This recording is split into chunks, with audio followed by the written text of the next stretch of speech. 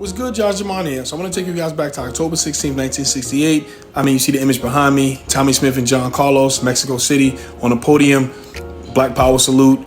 I mean, I'm not here to sit there and talk your heads off about this. Many of you should know what this is. Many of you should know, who they are. But if you don't know, I mean, look, they were two great Olympic sprinters. They were, on the podium for winning the gold and silver medal, the gold and bronze medal, respectively.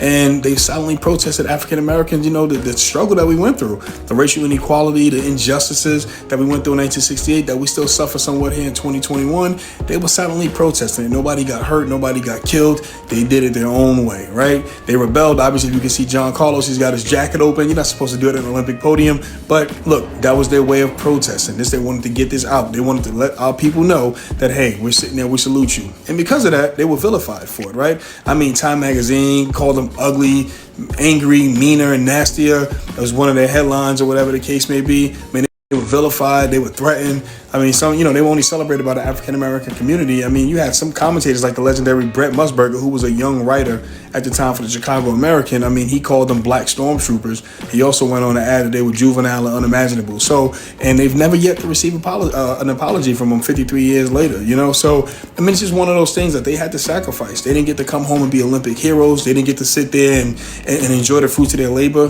They came home and had to deal with it. I mean, death threats are crazy, right? I mean, let's call it what it is. Nobody wanted to see black people speak up, right?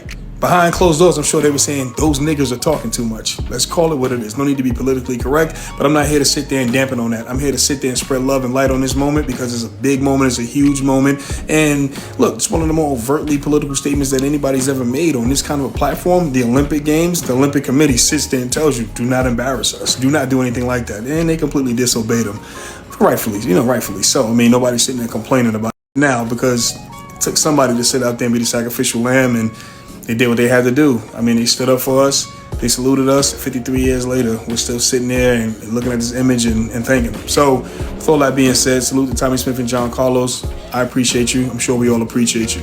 I'm Jamon. Thanks for taking this trip down memory lane with me, and I'll holler at y'all soon.